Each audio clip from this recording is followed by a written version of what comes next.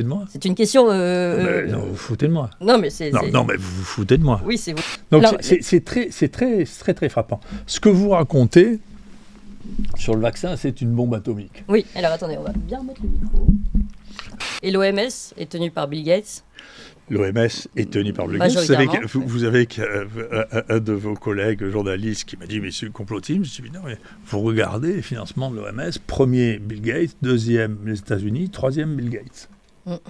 Si vous voulez, je ne veux pas faire le procès de Bill Gates. Et donc cet excès de sentiment de puissance, quand vous pouvez tout vous acheter, qu'est-ce qu'il vous reste ? Il vous reste soit à faire d'aller dans l'île d'Epstein, là, soit de rêver que vous allez avoir 5, 10 ans de plus que les autres. Je suis moins intéressé par le fait que Gérard Depardieu soit un grossier personnage que par le fait qu'il y a une commissaire européenne qui ait pris 1 million en cash, parce que c'est simplement ce qu'on a trouvé, et que tout le monde s'en fout. Il faut reconnaître une chose qui est un peu rude. Les gens de McKinsey sont intelligents. Intelligents. La quantité d'ADN qu'on injecte quand on fait un vaccin est considérable. Donc il y a un premier problème, on ne sait pas ce que fait cet ADN et on ne sait pas ce qu'il va faire à terme. L'ADN dans les cellules, c'est un facteur de cancérogénèse. On ne sait pas ce que ça va donner. L'évolution de notre monde est en train d'évoluer vers une destruction totale de la planète.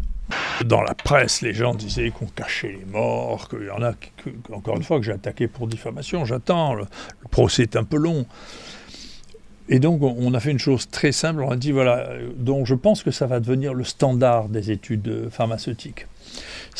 On a pris 100% des gens qui avaient un diagnostic et qui ne viennent pas de nos bases de données, mais qui viennent des bases de données de l'IHU. C'est indépendant de nous. On a pris tous ceux qui avaient été hospitalisés chez nous. Et là aussi, c'est indépendant de nous parce qu'ils ont dû payer leur hospitalisation. Et donc, on a la liste de tous les gens qui ont été hospitalisés.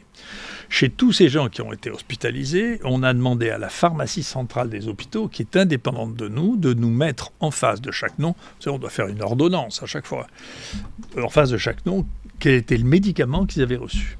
Et ensuite, pour savoir ce qu'ils étaient devenus, on a pris cette liste de noms et on l'a mélangée avec la liste de l'INSEE des morts dans les 3 mois qui avaient suivi. Et on a demandé à un huissier de justice de vérifier chacune des étapes. Donc là, il n'y a pas de tricherie. On sait qui sont les malades, on sait qui est mort, on sait qui a reçu. Après, quand on invente le premier Lancet Gate, quand on leur a dit où étaient les malades, ils ne pouvaient pas dire où ils étaient. Donc alors, c'est très frappant. Ce que vous racontez sur le vaccin, c'est une bombe atomique. Oui, alors attendez, on va bien mettre le micro pour entendre la bombe atomique. C'est une bombe atomique. Il y a 2 bombes atomiques. Il y en a une sur laquelle nous travaillons. Nous sommes en train de travailler. On est en train d'écrire l'article. Et puis il y a une deuxième que eux révèlent. Pour ce qui s'est passé, qui part, je m'excuse encore une fois, de Bill Gates. Ça part de Bill Gates à Davos en 2017. Moi, je connaissais à l'époque son conseiller pour les maladies infectieuses. Je lui ai dit, est-ce que Gates est devenu fou ? Et il a dit, il va y avoir une pandémie terrible et il va falloir être capable de préparer un vaccin en 3 mois. On ne peut pas préparer un vaccin en 3 mois parce qu'on ne peut pas l'évaluer. Ah oui. Il faut des millions de gens pour évaluer les effets secondaires. Vous l'avez bien vu. C'est pas en testant 100 personnes en cachette qu'on fait ça. Et si vous voulez tester toutes les populations, les femmes enceintes, les enfants, il faut tester 1 million de personnes.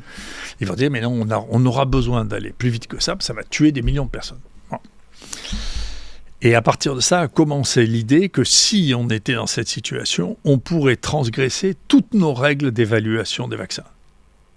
C'est ce qui s'est passé. Et donc c'est une des raisons de la bataille contre l'hydroxychloroquine, c'est s'il existe un médicament, alors on ne peut plus transgresser la règle. Oui. D'accord ? Puisque ça fait partie, ça, de la loi de la FDA, on peut transgresser les règles s'il y a une urgence incroyable et qu'il n'y a pas d'alternative. Et donc, ils ne respectent absolument pas ce que les Américains appellent les good laboratory practice, c'est-à-dire quand on injecte un produit, on doit savoir ce qu'il y a dedans. D'accord ? Qu'est-ce qu'il y avait dedans ? C'était censé être, c'est de l'ARN produit par une bactérie qui à intégrer le gène de la spike sur un plasmide, qui est un mini-chromosome qu'on a mis dans la bactérie. Une fois qu'on a ça, on doit purifier, c'est-à-dire on doit enlever l'ADN que l'on a de la spike, que l'on a mis dans le plasmide, on doit enlever le plasmide. On met tout ça dans une petite bille de lipides pour que ça puisse rentrer dans la cellule. Il ne faut pas faire rentrer l'ADN dans la cellule, parce que si vous rentrez l'ADN dans la cellule, on le sait. Oui, l'ADN rentre très très facilement dans le noyau. Tous les lymphomes, par exemple, sont dus au fait qu'il y a de l'ADN d'un virus, d'une bactérie qui est rentrée dans le... C'est une des raisons pour lesquelles je pense qu'il y aura pas mal de lymphomes. Alors, quand on regarde ce que déclare Pfizer dans la composition, ils disent qu'il y a des traces, et donc ils donnent des chiffres de quelques centaines d'ADN dedans, mais extrêmement peu. Puis il y a un premier papier qui a été publié en disant « Mais attendez, nous on a séquencé, on a retrouvé tout le plasmide dans le vaccin. Donc il n'a pas été purifié, le plasma, et il y a de l'ADN. Nous, on a regardé ce qu'il y a comme ADN dans les vaccins, c'est effarant. C'est effarant. On a, je ne sais pas, la quantité d'ADN qu'on injecte quand on fait un vaccin est considérable. Donc il y a un premier problème, on ne sait pas ce que fait cet ADN et on ne sait pas ce qu'il va faire à terme. L'ADN dans les cellules, c'est un facteur de cancérogénèse. On ne sait pas ce que ça va donner.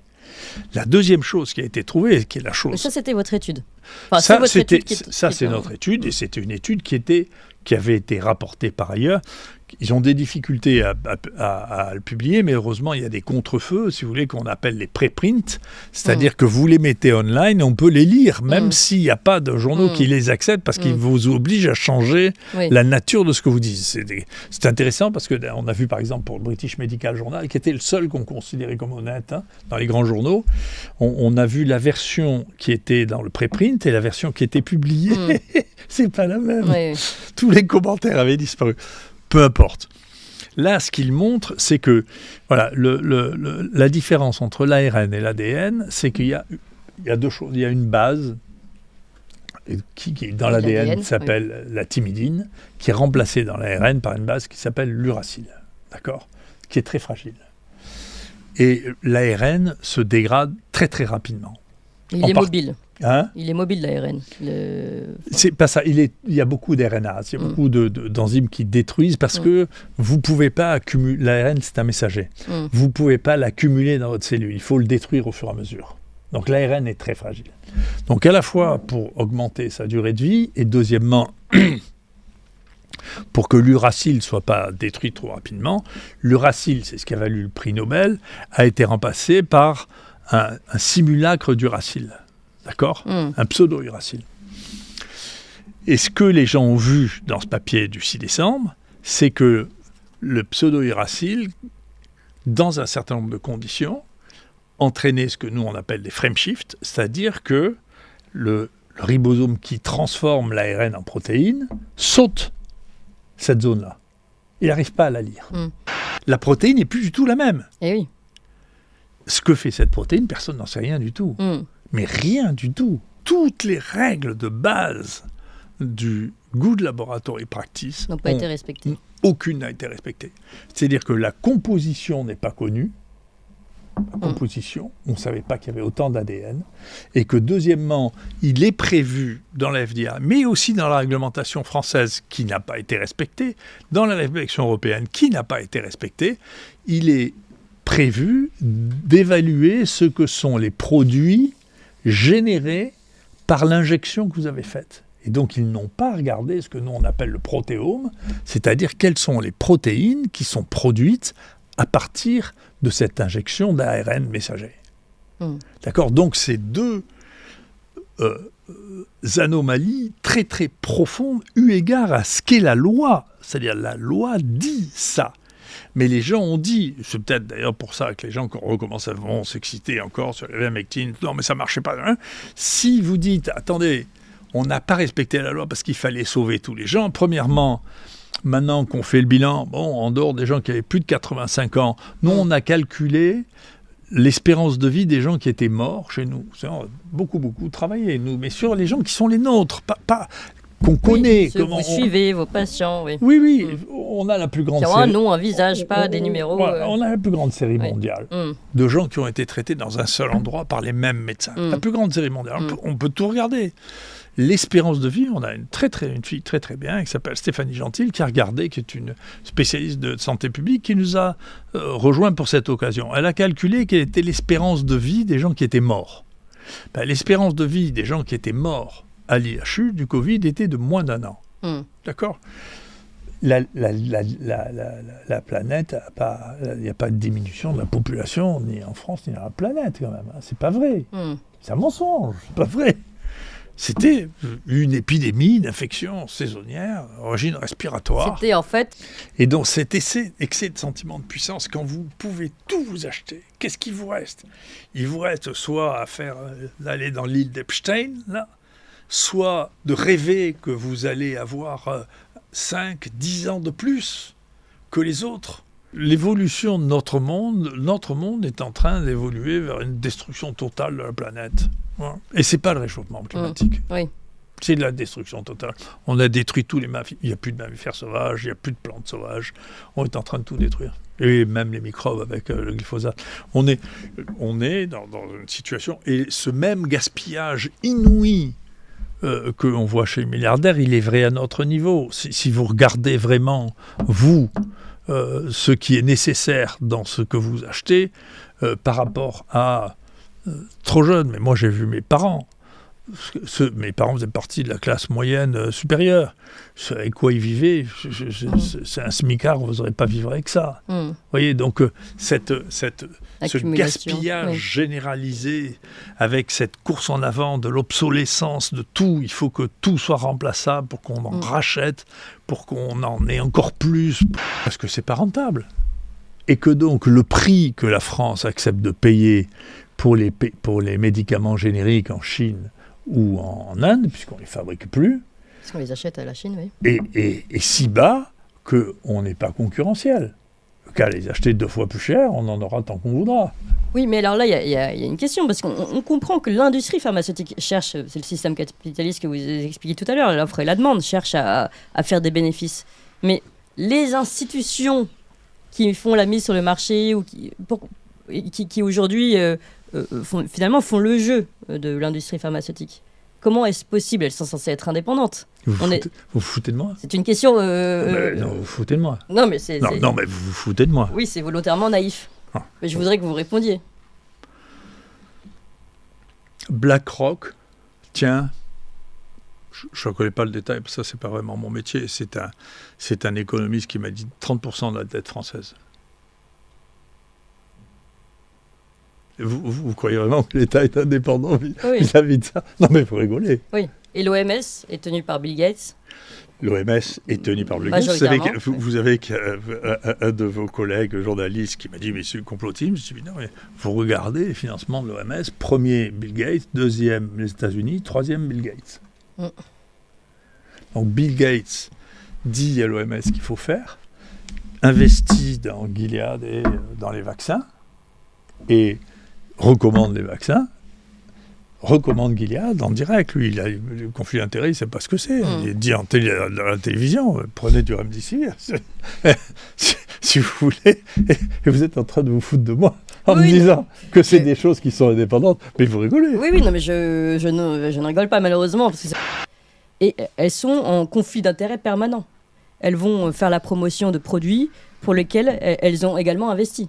Notamment les vaccins, notamment Pfizer, Johnson & Johnson, etc. Qui ont été payés par les États. Qui ont été payés par les États. En plus, nous, on est vraiment les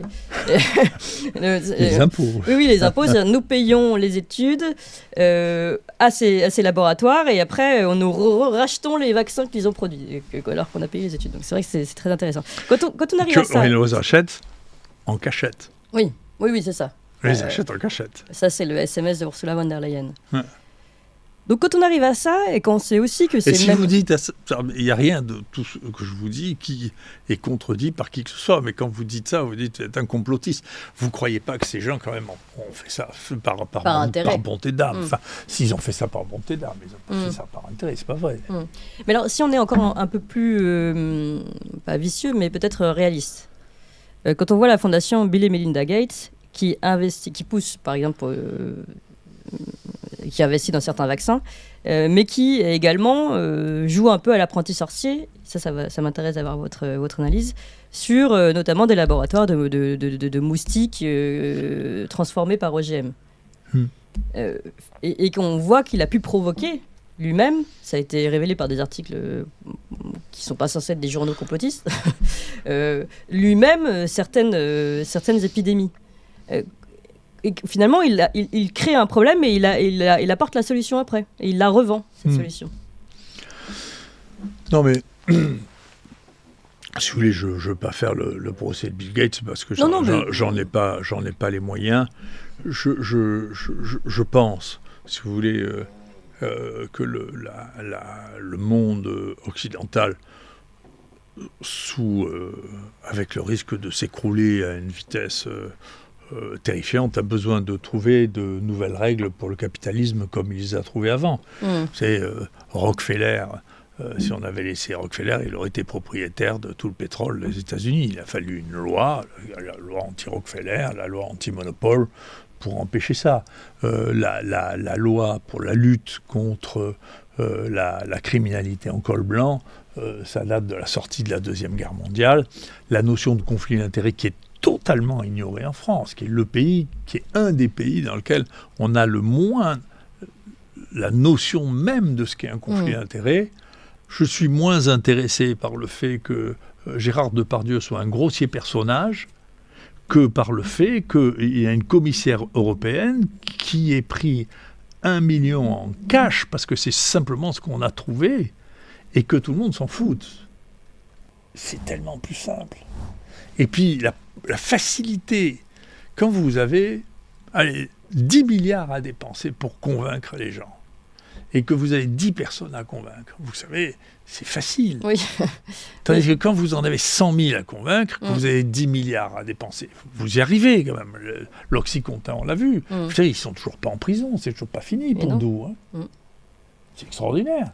Il faut reconnaître une chose qui est un peu rude. Les gens de McKinsey sont intelligents. Intelligents.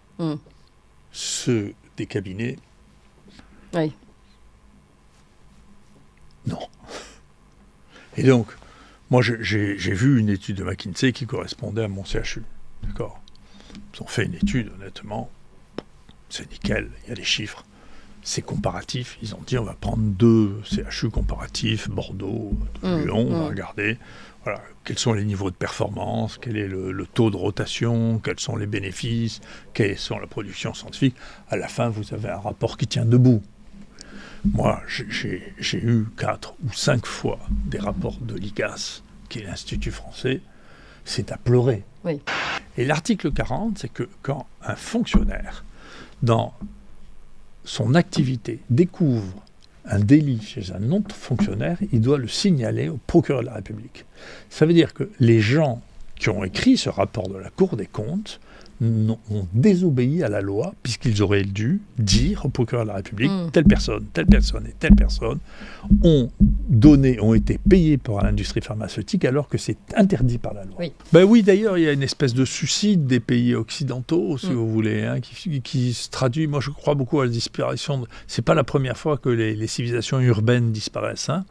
Je crois que les civilisations urbaines disparaissent parce que le pourcentage de parasites, c'est ceux qui produisent rien et qui font rien par rapport à ceux qui produisent devient trop important. C'est la connaissance du microbiologiste, mais en version humaine. Exactement. Eh bien, merci beaucoup, professeur Raoul, c'était absolument passionnant.